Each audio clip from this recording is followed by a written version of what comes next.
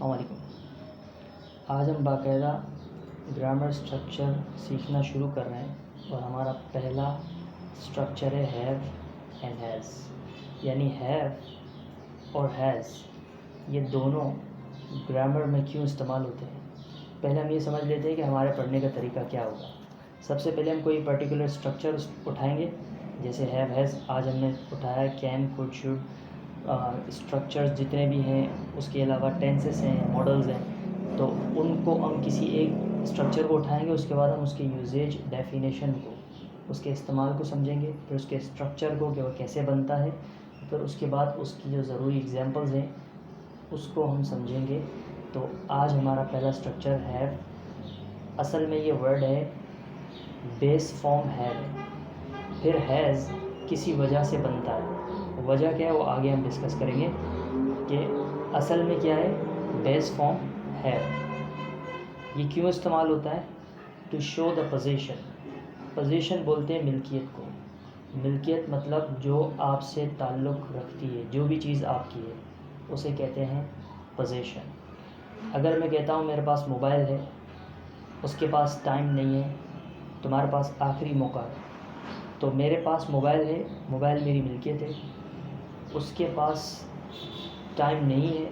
अब ये मिल्कियत है टाइम, क्योंकि टाइम नज़र नहीं आता, लेकिन ये है एक मिल्कियत। तुम्हारे पास आखिरी मौका है, तो ये भी मैं उसको क्या बोल रहा हूँ कि तुम्हारे पास, तुम जो पजेस कर रहे हो, तुम्हारी मिल्कियत जो टाइम की या चांस की है वो आखिरी है। तो जिस तरह हम अपने बारे में बताते हैं, इस तरह हम दूसरे के बारे में बताते हैं। जैसे पहला सेंटेंस था कि मेरे पास मोबाइल है, दूसरे में मैंने कहा उसके पास टाइम नहीं है।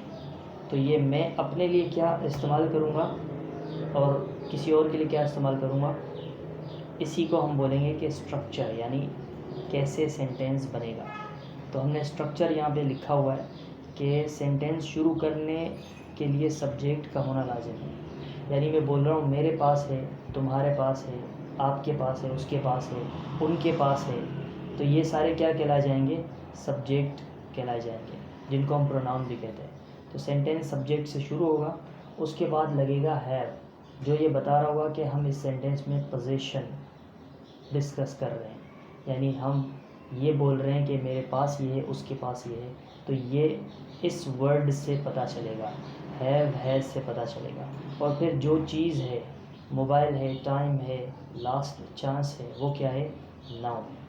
तो सब्जेक्ट हैव या हैज़, उसके बाद नाउन, यानी किसके पास है। अब जैसा सब्जेक्ट होगा उस हिसाब से या तो हैव या तो हैज़, फिर क्या चीज़ है वो आएगी। हमारे पास ये सब्जेक्ट लिखे हुए आई, वी, यू, दे, और एक से ज़्यादा नाम होंगे, जैसे आमिर एंड अली, तो ये दो नाम होंगे, आई, वी, यू, दे, इनके साथ, और दो से ज़्यादा सब्जेक्ट होंगे, उसके साथ क्या लगेगा, हैव। तो मैं क्या कहूँगा, I have, we have, you have, they have. अगर यहाँ पे दो नाम होते आमिर एंड अली, तो वो क्या होता, आमिर एंड अली हैव। अब अगर हमारा सब्जेक्ट होगा ही, शी, इट, या कोई एक नाम होगा, तो हम उसके साथ हैज़ लगाएंगे। He has, she has, it has, Aamir has. अगर दो नाम होते तो have. So have and has meaning में कोई चेंजिंग नहीं आ रही है, सिर्फ इनका जो स्ट्रक्चर है उस हिसाब से ये जो ये वाले सब्जेक्ट हैं आई, वी, यू, दे और एक से ज़्यादा नाम, उनके साथ हैव आएगा। जो ये वाले सब्जेक्ट हैं ही, शी, इट, उनके साथ क्या आएगा, हैज़।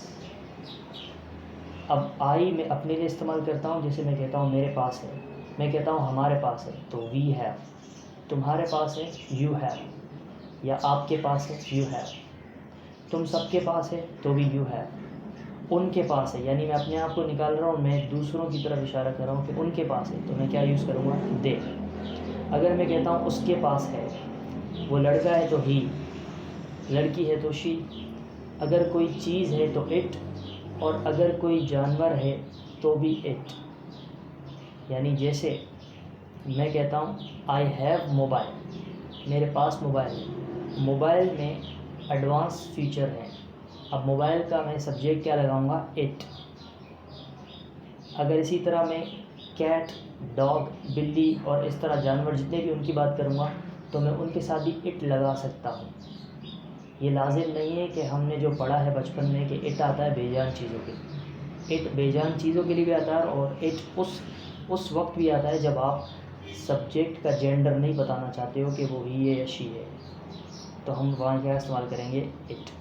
और कोई एक नाम होगा तो उसके साथ भी क्या आएगा, हैज़। अब हम एग्जाम्पल यहाँ पर लिख रहे हैं, बल्कि लिखी हुई है, आई हैव अ न्यू बैग। मेरे पास न्यू बैग है।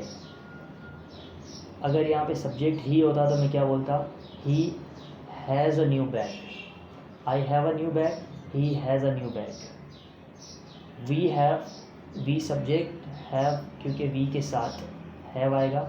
We have good time, we have good time. हमारे पास अच्छा वक्त है, इसका मतलब ये नहीं निकलेगा हमारा वक्त अच्छा है, इसका मतलब ये निकलेगा। मैंने आपको पहली क्लास में बोला था कि ट्रांसलेशन, तर्जमे पे जाएंगे तो हम एक गलत डगर पे चले जाएंगे। अगर हम कन्वर्ट करेंगे, सेंटेंस को कन्वर्ट करेंगे, तो कन्वर्ट क्या है कि स्ट्रक्चर लिखा हुआ है, यूजेज हमने समझ लिया कि ये पोजीशन के लिए बात हो रही है, तो पोजीशन बात हो रही है। अब हमने सब्जेक्ट वी रखा है, वी हैव गुड टाइम। अगर इसका तर्जुमा मैं करूँगा हमारे पास अच्छा टाइम है, तो ये एक अजीब तर्जुमा है। सही तर्जुमा इसका यही होगा, we have a good time, यानी हमारा वक्त अच्छा है। यू हैव मैनी वेज, तुम्हारे पास बहुत से रास्ते। अब देखो यू सब्जेक्ट है, अब यू के साथ हैज़ तो आएगा नहीं, हैव आएगा। यू हैव क्या है, मैनी वेज, तुम्हारे पास बहुत से रास्ते हैं, तुम्हारे पास बहुत से तरीके हैं। दे have nice apartment, they subject, have they के साथ आएगा और फिर नाउन क्या है, नाइस अपार्टमेंट। अपार्टमेंट का मतलब घर होता है जिसमें ज़्यादा कमरे होते हैं। दे हैव नाइस अपार्टमेंट, उनके पास अच्छा घर है या उनका अच्छा घर है, दोनों ट्रांसलेशन हम कर सकते हैं। अब ही, तो ही के साथ हैज़ आएगा। ही हैज़ लॉयल टीम, नाउन क्या है, loyal team. He has loyal team का मतलब है कि उसकी टीम वफ़ादार है या उसके पास वफ़ादार टीम है। शी के साथ क्या आएगा, हैज़। शी हैज़ मोबाइल, उसके पास मोबाइल है। अब मैं कह रहा हूँ उस मोबाइल में एडवांस फीचर्स हैं, तो मोबाइल के लिए मैंने क्या लगाया, इट, क्योंकि बेजान चीज़ है। इट के साथ क्या आएगा, has. It has advanced features, यानी उसके जो ऑप्शंस हैं वो क्या हैं, एडवांस्ड हैं। आमिर सब्जेक्ट है और इसके साथ हैव नहीं बल्कि हैज़ इस्तेमाल होगा। Aamir has a strange personality, Aamir की शख्सियत अजीब है या आमिर के पास अजीब शख्सियत है। तो ये क्या है और हैज़ का इस्तेमाल क्यों यूज़ होता है, हैव हैज़ पोजीशन के लिए और हैव हैज़ डिफरेंस कब होंगे, सब्जेक्ट की वजह से होंगे। अगर ये सब्जेक्ट होंगे आई, वी, यू, दे और एक से ज़्यादा नाम तो लगाएंगे हैव, और अगर सब्जेक्ट हमारे ही, शी, इट और कोई एक नाम तो हम यूज़ करेंगे हैज़। उसके बाद जो चीज़ है वो हमने नाउन लास्ट में रख देना। अगर मैं इसका नेगेटिव बनाना चाहता हूँ कि मेरे पास बैग नहीं है, तो मैं यहाँ पर हैव के बाद मैं क्या लगाऊंगा, I have not new bag, I have not new bag. He has not loyalty, he has not loyalty. We have not good time, she has not mobile. You have not many ways, it has not advance features. They have not nice apartment, Aamir has not a strange personality. तो ये क्या है, negative बनाने के लिए हमने have या has के बाद नॉट लगाना है। अब इसका अगर हम सवाल बनाना चाहेंगे, जैसे आई have a new bag, I have not new bag, have I a new bag, ये होगा एक गलत सेंटेंस। इसमें हम सवाल बनाते वक्त बोलेंगे डू आई हैव, डू लगाएंगे, do I have a new bag, do we have good time, do you have many ways, do they have nice apartment. अभी हम इसको डिटेल में नेगेटिव इंटरोगेशन नहीं सीख रहे, क्योंकि हमारा अभी जो मोटिव है वो सिर्फ पॉजिटिव सीखना है। नेगेटिव इंटेरोगेशन हम बाद में इसको डिस्कस करेंगे। अभी मैं सिर्फ बता रहा हूँ कि अगर सवाल बनाएंगे तो हम डू और डज़ का इस्तेमाल करेंगे। अभी अगर किसी को समझ नहीं आएगा तो उसमें टेंशन की बात नहीं है, क्योंकि उसको हम उसके बाद में डिस्कस करेंगे। So I have a new bag, I have not a new bag, do I have new bag, he has loyal team, he has not loyal team, does he have loyal team. तो ये have और has का इस्तेमाल। अब ये मैंने sentences दिए हुए फॉर प्रैक्टिस और फॉर एक्सरसाइज। अब ये सेंटेंसेस हैं 13।